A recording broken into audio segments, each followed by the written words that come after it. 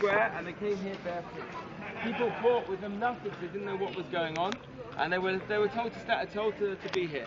It was on that side of the square over there that it all took place, okay, where they were. Now, for you and me to kneel down on concrete floor is not easy anyway, okay?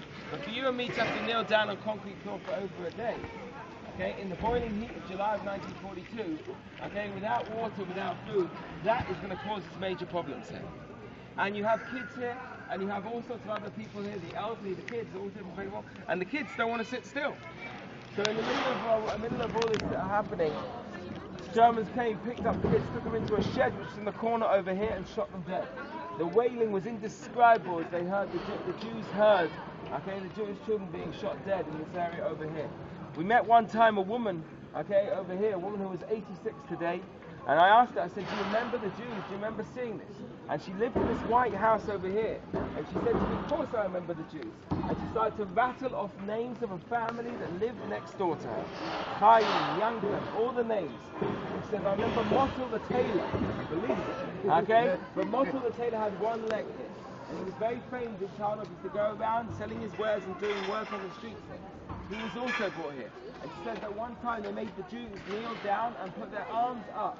And then they told them to take any pekelach they had or whatever they had and to hold their arms out like this.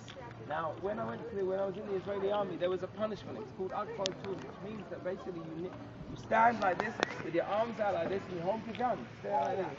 Now, you might think that's fine, but that strains every stomach muscle you have. Now, you try and do that with old people. And those that couldn't do it were clubbed over the head.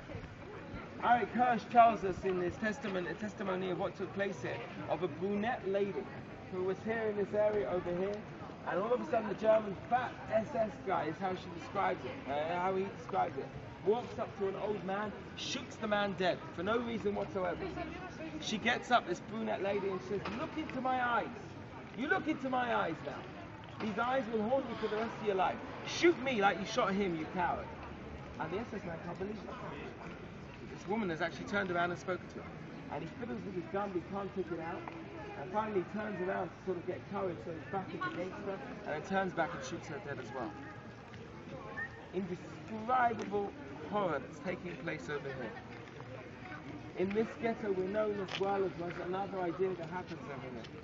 As the women are on their way to the square here, a German truck pulls up. And the German truck pulls up, opens up the back door. The woman's walking with her two kids. She picks up the two kids and throws them onto the back of the truck and closes the door. He drives off.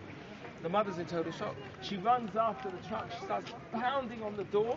The German soldier stops the door, wondering what's disturbing him. Is there a fly disturbing him? And sees this Jewish woman screaming, please give me back my